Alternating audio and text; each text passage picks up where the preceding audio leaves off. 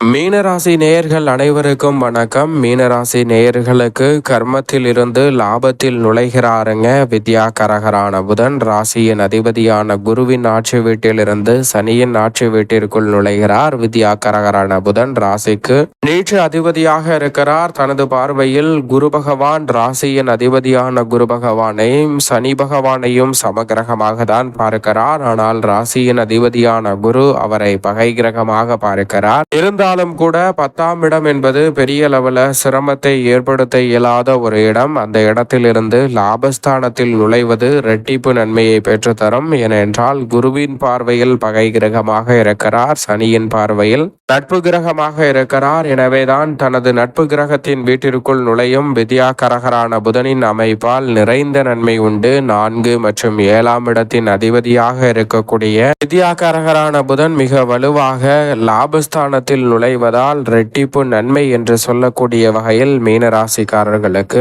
காத்திருக்கும் மகிழ்ச்சியாக பல நல்ல வாய்ப்புகளும் சந்தர்ப்பங்களும் இந்த வேளையில் தடையில்லாமல் உங்களை தேடி வருவதற்கான முதன்மையான யோகம் கிடைக்கிறது. எனவே சரியாக இந்த தருணத்தை பயன்படுத்திக் கொள்ளுங்கள். இடமாறுதல், வீடு மாறுதல், தொழில் மாறுதல் என சில மாற்றங்களை மேற்கொண்டாலும் அவை நன்மை நிறைந்தவையாக அமைகிறது. நல்ல பலன்கள் நிச்சயம் உண்டு. லாபஸ்தானத்தை வலுப்படுத்துவதால் எந்த காரியத்தை மேற்கொண்டாலும் லாபம் நிறைந்தவையாக அமையும். விலகி சென்ற உறவுகள் உங்களுடைய வாழ்வில் பல சிரமங்களை தகர்த்தறிந்து முன்னேற்றம் நிறைந்தவையாக மாற்றி கொடுக்க போகிறார்கள். பல காரியங்களில் இருந்த காரிய தடைகள் இந்த தருணத்தில் நிச்சயமாக விலகும். கொடுத்த வாக்கை காப்பாற்றக்கூடிய வகையில் பல காரியங்களை திறன்படவும் சிறப்பாகவும் செய்து முடிக்கக்கூடிய நல்ல சந்தர்ப்பம் வலுவாக கிடைக்கிறது. சொந்தங்களிடமிருந்து எதிர்பார்க்கக்கூடிய நல்ல செய்தி வருவதற்கான சந்தர்ப்பம் இந்த தருணத்தில் உண்டு. பூர்வ புண்ணிய ஸ்தானம் ஆகிய 5ஆம் இடத்தை பார்ப்பதால் புதிய முதலீடுகளை மேற்கொள்வதோடு பூர்வீக சொத்துக்கள் ரீதியான ஆதாயமும் இந்த தருணத்தில் நிறைவாக உண்டு. நீண்ட நாள்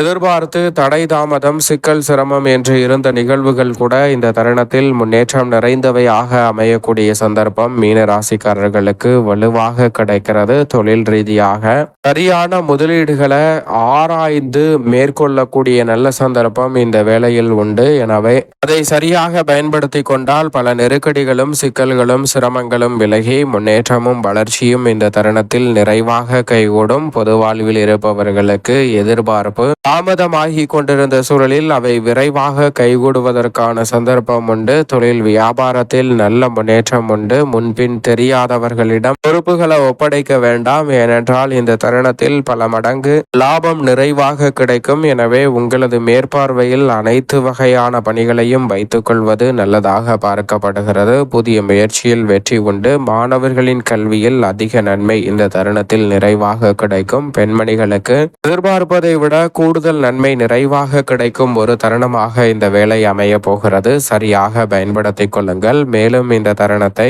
உறுதியாகவே மீனராசிக்காரர்கள் சாதகமாக மாற்றிக்கொள்ள நிச்சயமாக பொன் கிடைத்தாலும் புதன் கிடைக்காது என்று சொல்லக்கூடிய புதன்கிழமை விரதம் இருந்து அருகாமையில் உள்ள விஷ்ணு பகவான் சன்னதி சென்று தீபம் ஏற்றி வழிபாடு செய்யுங்கள். இரட்டிப்பு நன்மையும் மிக பெரிய அளவிலான வளர்ச்சியும் உங்களை தேடி வருவதற்கான முதன்மையான யோகம் உறுதியாகவே மீனராசிக்காரர்களாகிய உங்களை தேடி நிச்சயமாக வரும்.